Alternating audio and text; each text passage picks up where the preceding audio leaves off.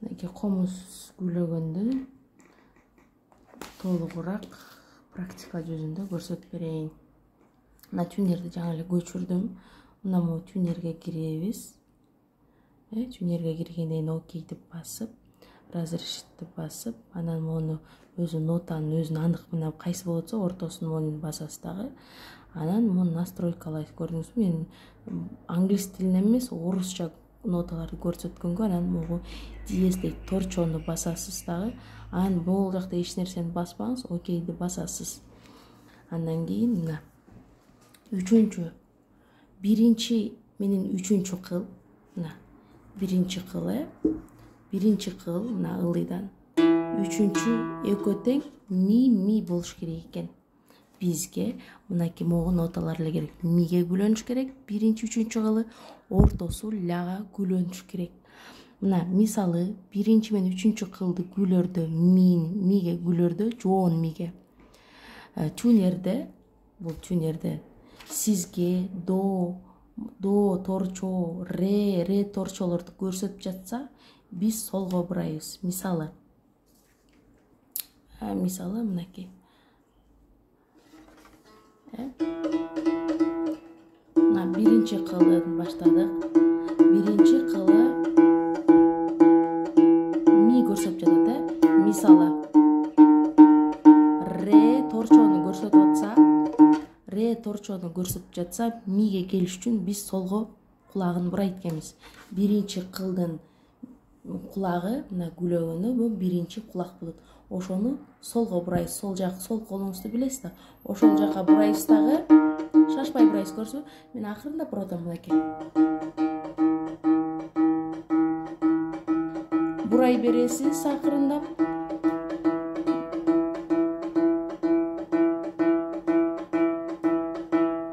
Ми галочкага келиш керек.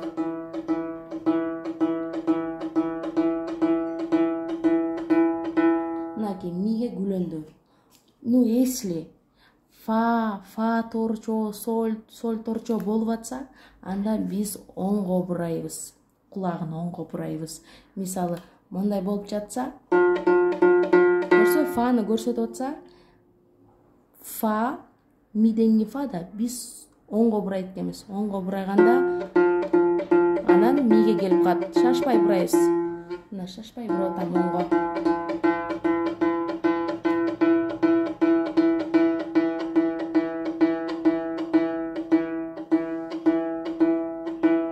Галочкага келди.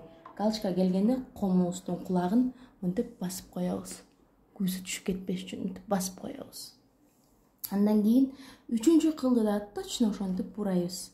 Биринчи менен үчүнчү кыл оп-окшош болуш керек.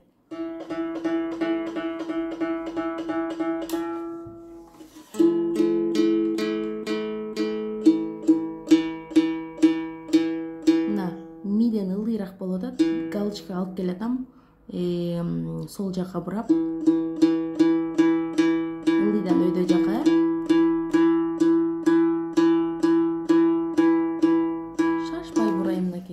Шашпай бурайм мынакей, көрдүңүзбү? Мынтип гүлөп атканда шашпай бураш керек мынакей. Монтип эмес, мынтип шашпай.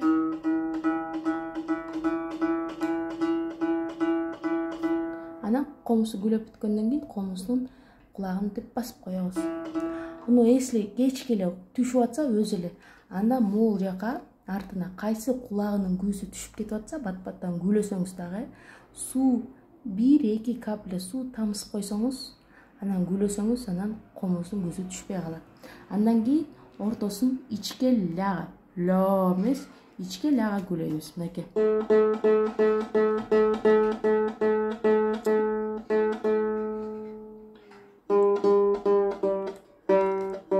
Ляга гүлөшүбүз керек.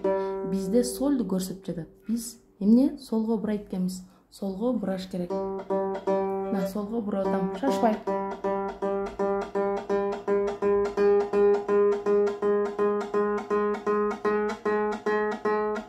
Соль торчого келдик, анан ляга келишибиз керек.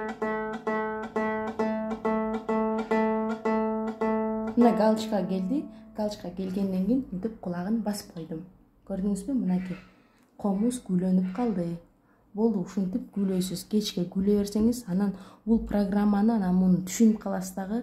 Мындан кийин 1 мүнөттө эле комузду күүгө келтирип коесуз. Мына биринчи кыл миге, экинчи кыл ляга, үчүнчү кыл миге. Мынакей биринчи менен үчүнчү кыл миге күлөнөт.